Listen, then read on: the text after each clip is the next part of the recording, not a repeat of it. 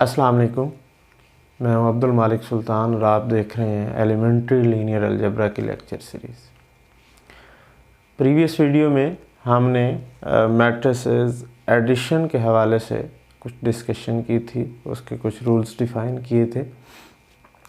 इस वीडियो में हम मैट्रिसेस की मल्टीप्लिकेशन के हवाले से बात करेंगे और उनके कुछ रूल्स जो हैं वो डिफ़ाइन करेंगे। अब हमने जैसे देखा था कि दो मैट्रिसेस कब हम ऐड कर सकते हैं, तो उसका आंसर था कि when their order is same.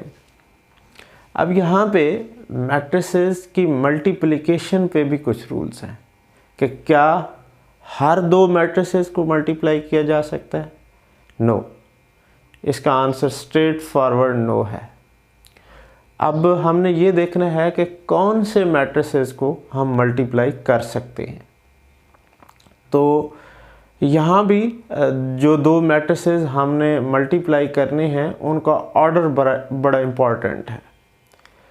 हमने अगर लेट्स सपोज हमारे पास कोई दो मैट्रिसेस हैं ए और बी और हमने फाइंड आउट करना है A B. Keep in mind, आगे चल के भी ये बात होगी, अभी भी बता रहा हूँ कि जैसे एडिशन में a plus B is equal to B plus A था, मल्टीप्लिकेशन में ऐसा बिल्कुल नहीं है। A B is not equal to B A वाली कंडीशन है कि जो मैट्रिसेस मल्टीप्लिकेशन है ये कम्यूट नहीं करती, कम्यूटेटिव नहीं है। तो यहाँ पे आपने पहले तो देखना है कि आपने किस तरतीब के साथ दो मैट्रिसेस को मल्टीप्लाई करना है। आपने ए और बी अगर दो मैट्रिसेस हैं तो आपने ए बी फाइंड करना है या बी ए फाइंड करना है, ये पहले आप डिसाइड करेंगे। उसके बाद आप देखेंगे कि जो आपका लेफ़्ट पे मैट्रिक्स आना है, मसलन ए बी आप फाइंड आउट कर रहे हैं तो ए लेफ़्ट पे आएगा, बी राइट पे आएगा। तो कंडीशन ये है, कीनली सुन लें, कि जो लेफ़्ट पे मैट्रिक्स होगा उसके नंबर ऑफ़ कॉलम्स जो हैं वो इक्वल होने चाहिए राइट पे जो मैट्रिक्स है उसकी नंबर ऑफ़ रोज़ के। मसलन आप कोई भी एक मैट्रिक्स है 2 क्रॉस 3 है, ए मैट्रिक्स आप उसे कह लें, वो 2 क्रॉस 3 है, तो जो बी मैट्रिक्स होना चाहिए उसे 3 क्रॉस जो भी हो। दूसरे मैट्रिक्स के कॉलम पे कोई कंडीशन नहीं है, पहले मैट्रिक्स की रोज़ पे कोई कंडीशन नहीं है, लेकिन जो लेफ़्ट पे मैट्रिक्स है उसके नंबर ऑफ़ कॉलम्स और जो राइट पे मैट्रिक्स है उसकी नंबर ऑफ़ रोज़ ये इक्वल होनी चाहिए। अगर ऐसा नहीं होगा तो वो दो मैट्रिक्स आप मल्टीप्लाई नहीं कर सकते। So let comes to the proper definition in the written form. Two matrices A and B are conformable for product A B. अब यहाँ पे मैंने आपको पहले बताया है कि आपने डिसीजन लेना है कि आपने ए बी फाइंड आउट करना है या बी ए फाइंड आउट करना है। तो यहाँ पे हमने ए बी लिखा है, तो अब ए के नंबर ऑफ़ कॉलम्स और बी की नंबर ऑफ़ रोज़ अगर इक्वल होंगी तो ये मल्टीप्लाई हो सकेगी। So again, two matrices A and B are conformable for product A B if number of columns in A is equal to the number of rows in matrix B. ठीक है जी। सो if A is m cross n and B is n cross p। अब आप ये देखें, इस matrix के columns जो हैं वो n है और इसकी रोज़ जो हैं ये n है, ये आपस में इक्वल हैं। n के ऊपर कोई कंडीशन नहीं है, ये m है ये p है, यहाँ पे आपके ऊपर कोई कंडीशन नहीं है, जो मर्जी हूँ मल्टीप्लिकेशन हो जाएगी। Then A cross B will be a matrix with size m cross p। ये बड़ी इंपॉर्टेंट बात है कि अगर आप A आपके पास m क्रॉस n है और B जो है n क्रॉस p है, तो ये जो n है ये ख़त्म हो जाएगा और बाकी ये ऑर्डर बचेगा। जो रिजल्टेंट मैट्रिक्स होगा उसका ऑर्डर जो है वो ये बच जाएगा, m क्रॉस p बच जाएगा। अब देखें, ये मैंने एक मैट्रिक्स वेरी सिंपलेस्ट एग्जांपल ली है। ए को लिया है मैंने 1 क्रॉस n और बी को मैंने लिया है n क्रॉस 1। आप देखिएगा जो रिजल्टेंट होगा उसका ऑर्डर 1 क्रॉस 1 आएगा, 1 रो 1 कॉलम आएगा, एन एन से ख़त्म हो जाएगा। तो ए बी निकाला है, ये ए मैट्रिक्स लिख दिया, ये बी लिख दिया। अब मल्टीप्लाई कैसे करना है, हमने रो को कॉलम के साथ मल्टीप्लाई करने हैं और एडिशन करनी है कॉरस्पॉन्डिंग, पहला एलिमेंट रो का कॉलम के पहले एलिमेंट के साथ, फिर प्लस दूसरा एलिमेंट रो का कॉलम के दूसरे एलिमेंट के साथ, फिर प्लस तीसरा एलिमेंट तीसरे एलिमेंट के साथ, फिर प्लस एंड सो ऑन, फिर प्लस, फिर आखिरी एलिमेंट को आखिरी एलिमेंट के साथ। अब ये आपका आंसर जो है ये एक एलिमेंट है ना, स्केलर्स हैं, मल्टीप्लाई हो रहे हैं, फिर ऐड हो रहे हैं, तो वो सिंप्लीफाई होके एक एलिमेंट बनेगा। तो ये आपके पास A11 B11 plus A12 B21 plus up to so on A1n Bn1 आ जाएगा। तो ये इसकी पहली एग्जांपल हमने ले ली। सेकंड को देखते हैं जी।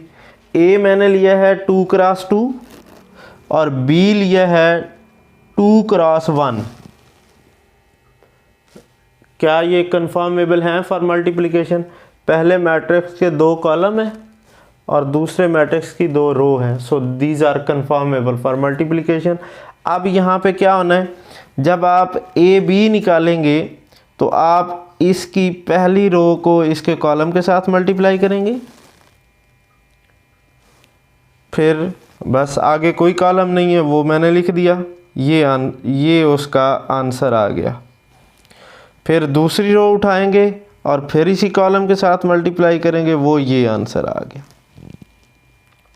ठीक हो गया जी। तो ये सिंप्लीफाई होके ये आंसर आ गया। अब ज़रा आपने ध्यान रखना है, हम जनरल मैट्रिसेस को मल्टीप्लाई कर रहे हैं। जनरल मैट्रिक्स मल्टीप्लाई कैसे होंगे जी? ए मैंने ले लिया है m क्रॉस n मैट्रिक्स और b ले लिया है n क्रॉस p। पहली बात तो ये है कि चेक कर ले इसके नंबर ऑफ कॉलम्स इसकी नंबर ऑफ रोज के इक्वल हैं, so they are conformable for multiplication. इनको मैं लिख रहा हूँ, ये मैंने पहली रो लिख दी, दूसरी लिख दी, ये ith रो लिख दी है और ये लास्ट रो लिख दी है। इसी तरह मैंने ये फर्स्ट कॉलम लिख दिया, सेकंड कॉलम jth कॉलम लिख दिया और pth कॉलम लिख दिया, आखिरी कॉलम जो है उसका p कॉलम बनेगा वो लिख दिया। अब इनको जब मल्टीप्लाई करना, अब देखें जी, पहली रो को उठाएंगे और पहले कॉलम के साथ मल्टीप्लाई करेंगे, पूरा प्रोसेस होगा। फर्स्ट एलिमेंट फर्स्ट के साथ, सेकंड के साथ, ith के साथ एंड सो ऑन, nth के साथ होगा। ये मल्टीप्लाई होके ऐड सब्ट्रैक्शन सारी जो सम हो के जो सिंप्लीफाइड आंसर आएगा उसको मैंने नाम दे दिया C11 का, कि पहली रो को पहले कॉलम के साथ जब मल्टीप्लाई किया तो ये लेट से एक एलिमेंट आया C11। इसी तरह से चलते जाएं, पहली रो को जब आपने लास्ट कॉलम के साथ मल्टीप्लाई किया तो वो आपके पास ये आपके पास जो है वो आंसर आ गया। ठीक हो गया जी। तो आपके पास ये आ जाएगा, sorry this will be m cross p बनेगा, ये p आएंगे,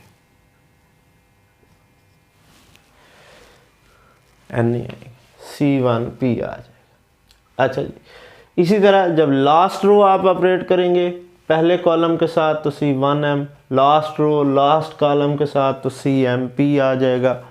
इसी तरह जब आप ये ith रो jth कॉलम के साथ ऑपरेट करेंगे तो यहाँ कोई डेफिनेटली Cij भी आएगा। हम एक ये वाला जनरल एलिमेंट है इसको ज़रा निकाल लेते हैं कि ये आएगा क्या। ठीक है जी। तो यहाँ पे मैंने ith रो भी लिखी हुई है और यहाँ पे jth कॉलम भी लिखा हुआ है।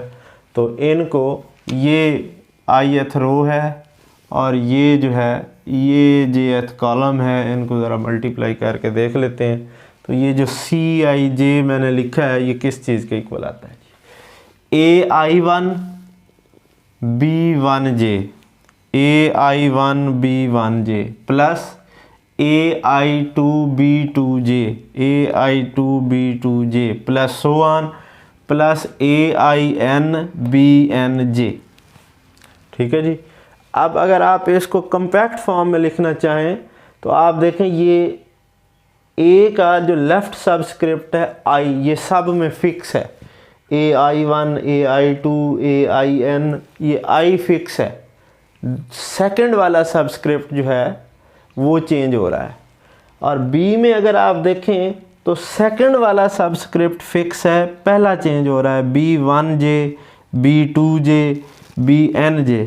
और ये देखें ए का राइट 1 है तो बी का लेफ्ट 1 है, ए का राइट 2 है तो बी का लेफ्ट 2 है, ए का राइट n है तो बी का लेफ्ट n आ रहा है। तो ये तरतीब है, समीशन हम इसके ऊपर अप्लाई कर सकते हैं। तो CIJ जो है वो हमारे पास आ जाएगा summation K from 1 to n AIKBKJ।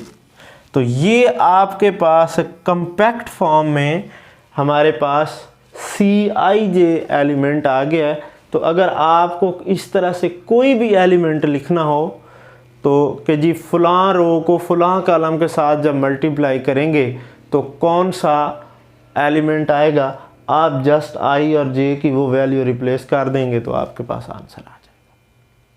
ठीक हो गया। तो अब हम ज़रा देखते हैं कुछ रिज़ल्ट्स हैं इनके।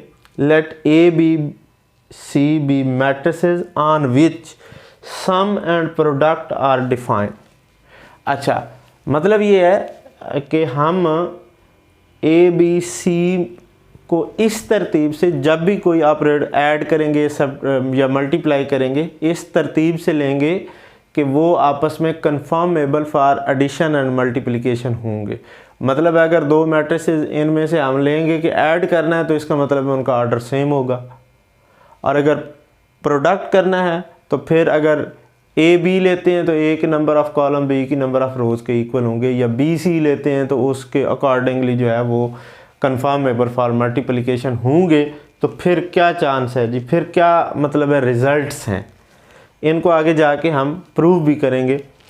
पहला law well known associative law of matrix multiplication है कि अगर तीन मैट्रिसेस हैं कन्फर्मेबल फॉर मल्टीप्लिकेशन हैं एक तरतीब के साथ, तो हमारे पास उनके ऊपर एसोसिएटिव लॉ जो है वो होल्ड करेगा। पहली बात ये है। सेकंड इज़ कि BC कन्फर्मेबल फॉर एडिशन है और BC इनका जो आंसर आता है और A के साथ ये कन्फर्मेबल फॉर मल्टीप्लिकेशन होंगे, तो फिर ये जिसे आप लेफ़्ट डिस्ट्रीब्यूटिव लॉ कहते हैं वो हो जाएगा। इसी तरह से ये राइट डिस्ट्रीब्यूटिव लॉ है और ये स्केलर मल्टीप्लिकेशन है, A भी कन्फर्मेबल फॉर मल्टीप्लिकेशन है तो उनके साथ कोई स्केलर मल्टीप्लाई करेंगे तो इस तरह हो जाए। ये पहले भी मैं बोल चुका हूँ, फिर नोट में लिखा है कि इन जनरल जो मैट्रिक्स मल्टीप्लिकेशन होती है ये कम्यूटेटिव नहीं होती। कुछ स्पेसिफिक टाइप के मैट्रिसेस होते हैं जिनको अगर आप AB को मल्टीप्लाई करें तो वो इक्वल टू BA आते हैं, लेकिन इन जनरल जो मैट्रिक्स मल्टीप्लिकेशन है ये कम्यूटेटिव नहीं होती। तो इसी पैटर्न पे आगे हमारे पास सिमेट्रिक मैट्रिसेस का टॉपिक आएगा, ट्रांसपोज के हवाले से और कम्प्लेक्स कॉन्जुगेट के हवाले से हर्मिशियन और इस तरह के मैट्रिसेस हम डिस्कस करेंगे। इसको देखें, इसकी एग्जांपल्स खुद से कुछ करें और जो कोई क्वेश्चन हो आप कमेंट में या ग्रुप में पूछ सकते हैं। थैंक यू, कीप वाचिंग, अल्लाह हाफ़िज़।